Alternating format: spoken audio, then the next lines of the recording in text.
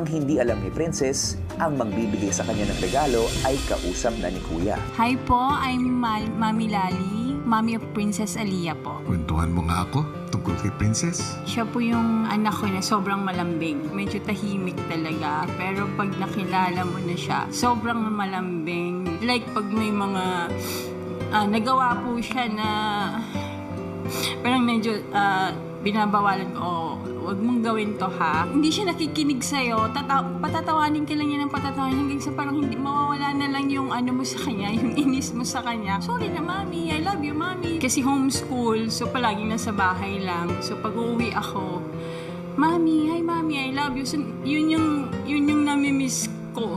Anong klaseng relasyon meron kayo? Kasi lagi ko pong sinasabi sa kanya na if ever maka-encounter ka ng kung ano man, dapat si mami at si daddy muna yung makakaalam. Sabay ka na bang mayakap si Princess? Opo, sobra po. At sa huling picture, Ready? 1, 2, 3, smile! Okay.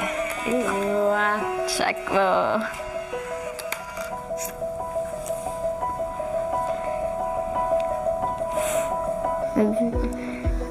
Huh?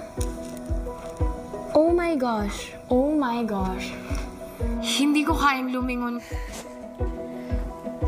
Hindi ko po siya kayang tingnan, kuya, kasi miss na miss ko na siya.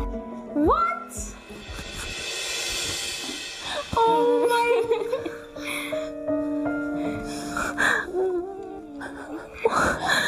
Oh my gosh!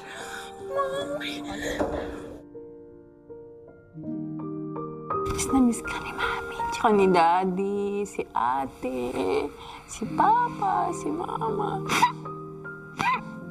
Huwag kang mag-worry kasi proud na proud kami sa'yo. Hindi ko masini yung ginagawa ko dito. Wala kang proud. Very good. Full support kami lahat. Alam mo yan. Diba? Ito yung gusto mo. So, gawin mo lahat ng best mo.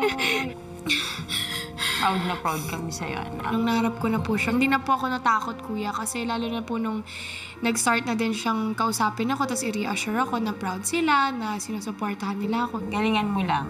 Tsaka yung promise mo sa akin na na magfo-focus ka. Laban. Okay? ilang sandali pa, si Lali binigay na ang regalo sa anak. Wow, may regalo ka. Oh my... Kasi diba,